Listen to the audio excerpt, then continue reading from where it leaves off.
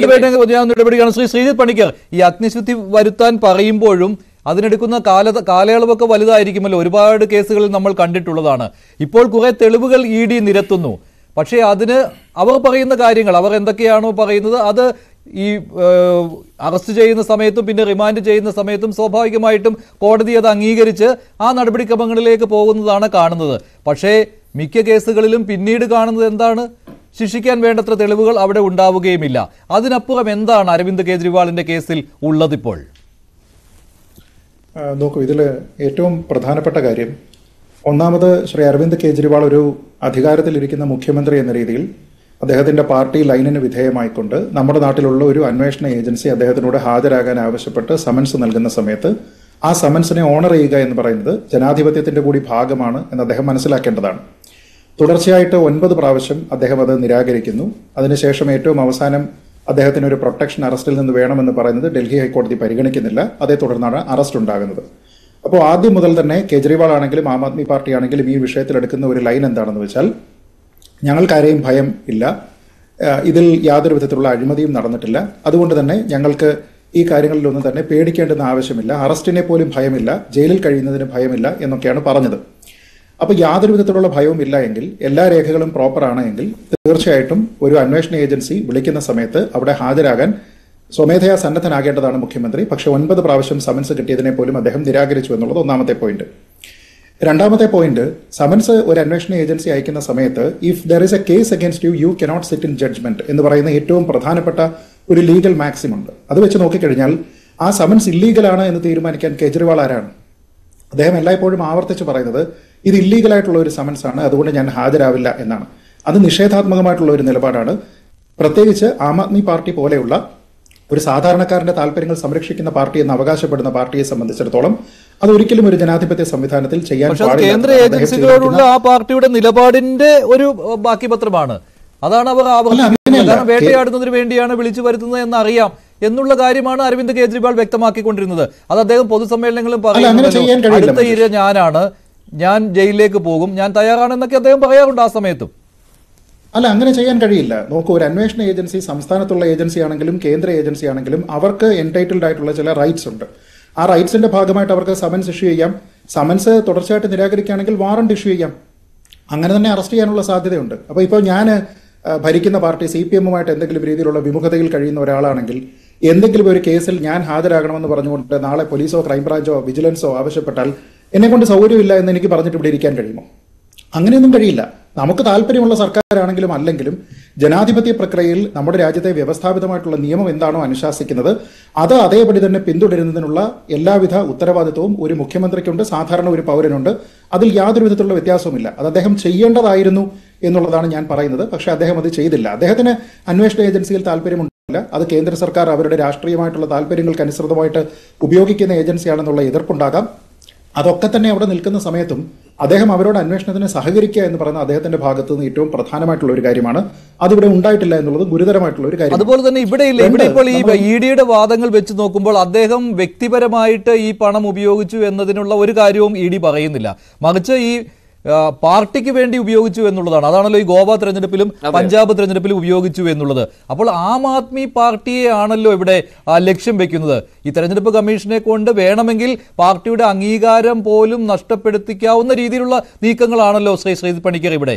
അതിൽ സംശയമുണ്ടോ? അല്ല, അതൊക്കെ രണ്ടാമത്തെ കാര്യമാണ്. ആം ആദ്മി പാർട്ടിയിലേക്ക് വരുന്നത് സെക്കൻഡറി വിഷയമാണ്. പ്രാഥമികമായിട്ടുള്ള വിഷയം എന്ന് പറയുന്നത് ഡൽഹി ലിക്കർ പോളിസിയാണ്. ഡൽഹി ലിക്കർ പോളിസിയുടെ നയരൂപീകരണത്തിൽ അവിടെയുള്ള ക്യാബിനറ്റിനും അതിൻ്റെ തലവനും യാതൊരു വിധത്തിലുള്ള പങ്കുമില്ല എന്നാണ് നമ്മൾ പറയുന്നത്. അപ്പോൾ അതിൽ മനീഷ് സിസോദിയ 8 മാസമായിട്ട് ജയിലിൽ കിടക്കുകയാണ്. അദ്ദേഹം വിവിധ കോടതികളെ, സുപ്രീം കോടതിയൊക്കെ തന്നെ അദ്ദേഹം സമീപിച്ചു. അവരാരും തന്നെ അദ്ദേഹത്തിന് ബെയിൽ ഗ്രാന്റ് ചെയ്യാനായിട്ട് തയ്യാറായിരുന്നില്ല. തന്നെയുമല്ല, ഗുരുതരമായിട്ടുള്ള ചില ഒബ്സർവേഷൻസ് ഉണ്ടായിരുന്നു. മറ്റ് മന്ത്രിമാരായിട്ടുള്ള ആൾക്കാർ അറസ്റ്റിലായിട്ടുണ്ട്. അപ്പോൾ ആ ഒരു ക്യാബിനറ്റ്, ആ തീരുമാനമെടുക്കുന്ന ക്യാബിനറ്റിന്റെ തലവൻ എന്ന രീതിയിൽ മുഖ്യമന്ത്രിക്ക് ആ നയരൂപീകരണത്തിൽ ഉത്തരവാദിത്തമുണ്ട്. അപ്പോൾ സ്വാഭാവികമായിട്ടും അത് ചെയ്യുക. നമുക്ക് 2 സംസ്ഥാനങ്ങളിൽ 2 വിഷയങ്ങൾ ഉണ്ടാകുന്ന സമയത്ത് 2 തരത്തിൽ അത് സ്വീകരിക്കാൻ കഴിയുമോ ഒരു നിലപാട്? ഉദാഹരണത്തിന് കേരളത്തിൽ ഈ വിഷയങ്ങളെല്ലാം ഉണ്ടാകുന്നു, അഴിമതി ആരോപണം ഉണ്ടാകുന്നു, മറ്റുള്ള ആൾക്കാരുമായിട്ടുള്ള ബിസിനസ് ഡീലുകളെ പറ്റി പറയുന്നു. ആ സമയത്ത് നമ്മൾ പറയുന്നതാണ്, മുഖ്യമന്ത്രി പിണറായി വിജയനെ ചോദ്യം ചെയ്യേണ്ടത് അനിവാര്യമാണ്. അപ്പോൾ അതിനർത്ഥം അദ്ദേഹം കുറ്റക്കാരനാണ് എന്നല്ല, നേരെ മറിച്ച് അദ്ദേഹത്തിന്റെ പ്രിൻസിപ്പൽ സെക്രട്ടറി കൂടി ഉൾപ്പെട്ടിരിക്കുന്ന വിഷയങ്ങളിൽ പ്രിൻസിപ്പൽ സെക്രട്ടറി റിപ്പോർട്ട് ചെയ്തിരിക്കുന്നത് മുഖ്യമന്ത്രിക്കാണ് എന്നുള്ളത് കൊണ്ട് അതിന്റെ അധികാരത്തിന്റെ പേരിൽ അദ്ദേഹം ചോദ്യം ചെയ്യലിന് വിധേയനാകണം എന്നുള്ളത് തന്നെയാണ് നമ്മളുടെ എല്ലാം പൊസിഷൻ. മഞ്ജുഷ് ഉൾപ്പെടെ പങ്കെടുത്തിരിക്കുന്ന എത്രയോ ചർച്ചകളിൽ ഇതേ അഭിപ്രായമാണ് ഞാൻ പറയുന്നത്. അപ്പോൾ അത് സംസ്ഥാനം മാറുകയും വിഷയം മാറുകയും ചെയ്യുന്ന സമയത്ത് ആ നിലപാടിൽ മാറ്റമുണ്ടാകുന്നില്ല. ഇവിടുത്തെ ഒരു പ്രധാനപ്പെട്ട പ്രശ്നം എന്ന് പറയുന്നത്, ഇപ്പോൾ നേരത്തെ ആം ആദ്മി പാർട്ടിയുടെ വക്താവ് അദ്ദേഹം ചോദിച്ചു, എന്താണ് ഈ വിഷയത്തിൽ നമ്മൾ എവിടെയാണ് ഒരു പണം കണ്ടെത്തിയിരിക്കുന്നത്, ഇതിൽ യാതൊരു വിധത്തിലുള്ള പണം കണ്ടെത്തുകയോ അങ്ങനത്തെ യാതൊരു വിധത്തിലുള്ള അഴിമതി എസ്റ്റാബ്ലിഷ് ചെയ്തിട്ടില്ല എന്ന് അദ്ദേഹം പറഞ്ഞു. ഞാൻ അദ്ദേഹത്തെ വിനീതമായി ഓർമ്മിപ്പിക്കുന്നത്, എന്തിന്റെ പേരിലാണ് ശ്രീ അരവിന്ദ് കെജ്രിവാൾ പൊതുപ്രവർത്തനം അല്ലെങ്കിൽ രാഷ്ട്രീയ പ്രവർത്തനം ആരംഭിച്ചത് എന്നുള്ളത് ആലോചിച്ച് നോക്കുക. 10-14 വർഷങ്ങൾക്ക് മുൻപ് ഇന്ത്യ അഗെയിൻസ്റ്റ് കറപ്ഷൻ എന്ന് പറഞ്ഞിട്ടുള്ള ഒരു മൂവ്മെന്റ് വരുന്ന സമയത്ത് കോൺഗ്രസ് സർക്കാരിന്റെ, അത് ഡൽഹിയിലാണെങ്കിലും കേന്ദ്രത്തിലാണെങ്കിലും കോൺഗ്രസ് സർക്കാരിന്റെ കുറേയധികം നയങ്ങൾക്ക്, നിലപാടുകൾക്ക്, അഴിമതിക്ക് എതിരെയായിരുന്നു ഇന്ത്യ അഗെയിൻസ്റ്റ് കറപ്ഷൻ എന്ന് പറയുന്ന മൂവ്മെന്റ്. അന്നുണ്ടായിരുന്ന ഏറ്റവും പ്രധാനപ്പെട്ട വിഷയങ്ങൾ എന്ന് പറയുന്നത്, ഒന്ന് കോൾ സ്കാം ഉണ്ടായിരുന്നു, മറ്റൊന്ന് കോമൺവെൽത്ത് സ്കാം ആണെന്നാണ് എൻ്റെ ഓർമ്മ, മൂന്നാമത് 2G സ്കാം ഉണ്ടായിരുന്നു, പിന്നെ അവിടെ ഡൽഹിയിൽ പ്രാദേശികമായിട്ട് കൂടുതൽ ചർച്ച ചെയ്യപ്പെട്ടിരുന്ന, രാജ്യമൊട്ടാകെ ചർച്ച ചെയ്യപ്പെട്ടിരുന്ന നിർഭയ കേസ് ഉണ്ടായിരുന്നു. ഞാൻ ചോദിക്കുന്നത്, ഇതിൽ ഏത് വിഷയത്തിലാണ്, ഇപ്പൊ 2G സ്കാം ഏത് വിഷയത്തിലാണ് ഈ പറയുന്നത് പോലെ നമ്മൾ പണം റിക്കവർ ചെയ്തെടുത്തിരിക്കുന്നത്? എത്ര പണമാണ് റിക്കവർ ചെയ്തിരിക്കുന്നത്? അപ്പോൾ ഒരു രാഷ്ട്രീയ ഇടപെടൽ നടത്തുക എന്ന് പറയുന്നത് ഏത് രീതിയിലാണ് എന്നതിനെപ്പറ്റി കൃത്യമായ ബോധ്യമുള്ള ആൾ തന്നെയാണ് കേജ്രിവാൾ. അല്ലാതെ ഇത്ര പണം കണ്ടെടുത്തതിന് ശേഷമല്ല IAC എന്ന് പറയുന്ന ഇന്ത്യ അഗെയിൻസ്റ്റ് കറപ്ഷൻ എന്ന് പറയുന്ന മൂവ്മെന്റ് തുടങ്ങിയത്. അപ്പോൾ അതിന്റെ ഗുണഭോക്താവായിരുന്ന ഒരാളിന് തന്റെ സർക്കാരിന് നേരെ സമാനമായിട്ടുള്ള ഒരു ആരോപണം വരുന്ന സമയത്ത് അവിടെ ഒരു ക്രൈ ബേബി ആകാനോ ഒരു വിക്ടിം കാർഡ് ഇറക്കാനോ കഴിയില്ല എന്നുള്ളത് ആം ആദ്മി പാർട്ടി മനസ്സിലാക്കുക, ഒന്നാമത്തെ കാര്യം. രണ്ടാമത്തെ കാര്യം, മനീഷ് സിസോദിയുമായി ബന്ധപ്പെട്ട് ഇത് പല കോടതികൾ കഴിഞ്ഞതിന് ശേഷം സുപ്രീം കോടതിയിൽ വന്നു. മനീഷ് സിസോദിയുടെ സുപ്രീം കോടതിയിലെ ജാമ്യ ഹർജി ഏതാനും ആഴ്ചകൾക്ക് മുൻപ് പരിഗണിക്കുന്ന സമയത്ത് ഒരു 2 അംഗ ബെഞ്ചാണ് പരിഗണിച്ചത്. സഞ്ജീവ് ഖന്നയും SVN ഭട്ടിയുമാണ്. ഈ 2 ആൾക്കാരും അത് പരിഗണിച്ചതിന് ശേഷം അന്ന് പറഞ്ഞിരുന്നത് രാജ്യവ്യാപകമായിട്ട് എല്ലാ മാധ്യമങ്ങളും റിപ്പോർട്ട് ചെയ്തിരുന്ന ഒരു കാര്യമാണ്. അതിൽ ഒരൊറ്റ ലൈൻ ഇങ്ങനെയാണ്, ഇൻ ദി അനാലിസിസ്, ഇത് സഞ്ജീവ് ഖന്ന പറയുന്നതാണ്, in the analysis there are certain aspects which are doubtful regarding the transfer of 338 crore rupees. The transfer is tentatively established. We have rejected the bail.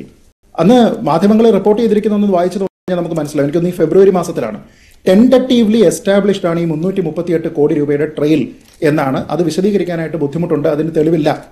അതായത് trial വന്നിട്ടുണ്ട്, പക്ഷേ ഈ പണത്തിന്റെ source എന്താണ്, എന്തിനു വേണ്ടിയിട്ടാണ് ഇത് കൊണ്ടുവന്നിരിക്കുന്നത് എന്നതുമായി ബന്ധപ്പെട്ട് കോടതി തന്നെ പറഞ്ഞതിന് ശേഷമാണ്, സുപ്രീം കോടതിയാണ് അദ്ദേഹത്തിന് ജാമ്യം നിഷേധിക്കുന്നത്.